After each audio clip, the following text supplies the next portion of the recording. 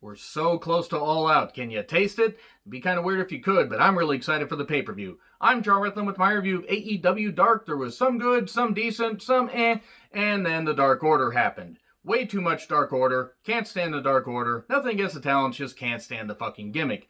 That should come as no shock to anybody that has watched the channel for a while, but if you're new here, I don't care for them, but that doesn't mean you guys can't like them. You guys can like whatever the hell you want, and there's a comment box, and I'd love to hear from you guys. So, Excalibur and Taz on commentary for this special edition of Dark, because I'm guessing the normal time slot that they have, for Dark next week will just be an all-out recap, which kind of does make sense, so I'll probably be skipping that. But it's kind of cool they provide this. So we get Fabu Andre and D3 versus the Butcher and the Blade with Eddie Kingston, and it was a mugging. Andre and D3 got in a few shots, but the full death, 1, 2, 3. That's really about it. This was a very squash-heavy edition of Dark. 8 matches, and it was over in 64 minutes, which basically averages out to, about 8 minutes a match? 7, 8 minutes a match, which actually isn't all that bad, and that's including entrances. That's a pretty damn good thing. Like, have these short matches, feature some people, and it drives up some YouTube numbers. You don't have to have hugely competitive matches, except there was one that I actually did enjoy. So we get Allie versus Red Velvet, which I wanted to enjoy, and I actually think that both of these women are pretty talented. Allie is good enough in the ring. She's not great, but she's good enough in the ring. Red Velvet has grown on me, and I think has some potential. Here's the problem. Brandy joined commentary. Nobody wants to hear from Brandy Rhodes, or at least the vast majority of people don't. I know what they're trying to do with her. They're trying to make her the annoying, bitchy, only there because of who she's married to character, and she's all full of herself. And she's calling her action figure Little Bran. It's like trying to make the Daddy Brody thing happen. Stop trying to make it happen, Brandy. It's not going to happen. The match wasn't bad, down the rabbit hole for 3, but just Brandy's commentary and just her mere presence out there fucking ruined it. I don't hate her as a person. She doesn't deserve the racism and the sexism she gets, but fucking Christ, she is fucking rotten. She is a rotten goddamn character. Keep her out of the goddamn ring. Colt Boom Boom Cabana versus Zach Clayton.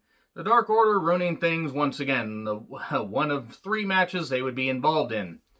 I don't get why they persist with this gimmick, why they keep insisting on doing this. Just for me, not even for the talent. I just don't get it. It is exactly like what bad WCW 2000 shit would be. They're like the Natural Born Thrillers, just with not nearly as much charisma. And that's saying something because the Natural Born Thrillers were just kind of thrown out there. I'm also watching a lot of WCW 2000 right now, in case you couldn't tell. They were upset at him about, showing sportsmanship, and eventually he got, angry and everything, and did the Chicago Skyline, where you're supposed to drop him on the ropes, but he ended up dropping him right on his own head. That looked like it kind of hurt. And then he does, like the discus clothesline variation 1, 2, 3. So there we go. Colt Boom Boom Cabana wins.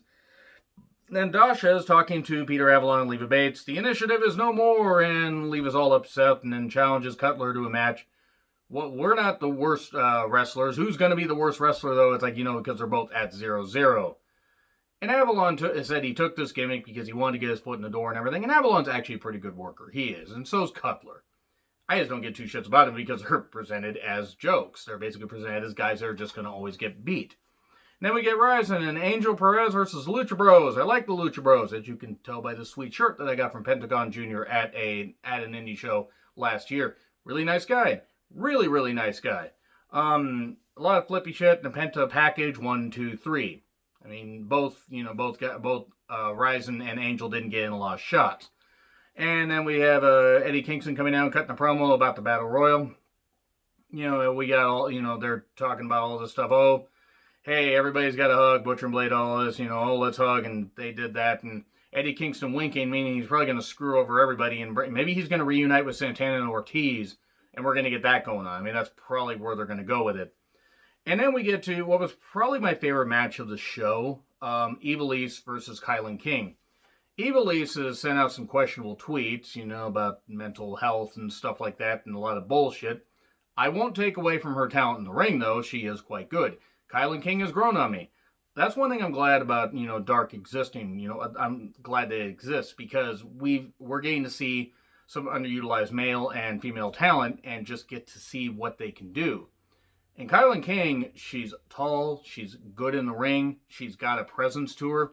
And I think, I think she's a fucking knockout. I think she draws your attention, and she has gotten better in the ring. She had a really good promo that she put on Twitter. I believe that AEW Wrestling retweeted because she was part of their program, and it was a good promo. "You will bow down to the king" was the ending line. It's good shit. They should sign her. Sign Skylar Moore. Sign Red Velvet. Sign some women and just utilize your women better. Feature them on Dark. Feature them on Dynamite. Because right now, travel restrictions or not, they've got some women, Brandy, that should not be in the goddamn ring. But they need to do some more shit. Because you can have undercard feuds for the women. And hey, they moved Swole Britt Baker to the main show. So that's pretty goddamn good. I guess the power of fan persuasion actually helped. But honestly, I like this match. I thought both women did pretty damn well. KiLynn King, again, has grown on me. Ivelisse does some good stuff in the ring. Diamante does a distraction. Those medals, by the way, are the size of dinner plates. It's ridiculous. And Code Red for 3. But KiLynn King had a good showing here. And then we get Captain Shawn Dean and Brandon Bullock versus Silver and Reynolds of the Dark Order. Boy, I don't like the Dark Order, but Shawn Dean is talented. Bullock, haven't really seen much of him. He wasn't bad, but, maybe I need to just see more matches that he's in. But Captain Shawn Dean is pretty damn good. They should sign him. And DDT Destroyer for 3. Cool, that's it. Cutler with Leva Bates. Dasha talks to him about Avalon's challenge. Oh, yeah, let's have that challenge, and let's see who wins their first match. That's the kind of feud we got going here. But Cutler, decent promo. Him and Avalon cut decent promos. And Darby Allin versus Luther, the Japanese deathmatch legend. Whatever the fuck that means. He targets Darby's knee for a bit. Why does Luther scream so much? And Darby ends up hitting a couple coffin drops. One on the outside, one on the inside. 1, 2, 3. Luther is not a very good character or a very interesting character. I don't know, besides Jericho's friendship, why he's there. And then Angels and Vance, 3 and 10, I think is what they are in the Dark Order. Who the fuck cares? Versus the Natural Nightmares. Oh boy, more Dark Order. You shouldn't have. Really, you shouldn't have. Final Reckoning pins one of them. I think it was Preston. Maybe it was Angels. I don't really know. It wasn't a bad episode, but it was just kind of there. But hey, they gave us extra content, so I'm not really going to complain there. It was just an okay episode. It's dark. It's not going to be great, but at least they had a couple women's matches. Unfortunately, Brandy was on commentary for one of them, and too much Dark Order. But anyway, agree, disagree what I said. Like, share, subscribe. Twitter handle in the description. I'm John Ritlin. I'll see you soon.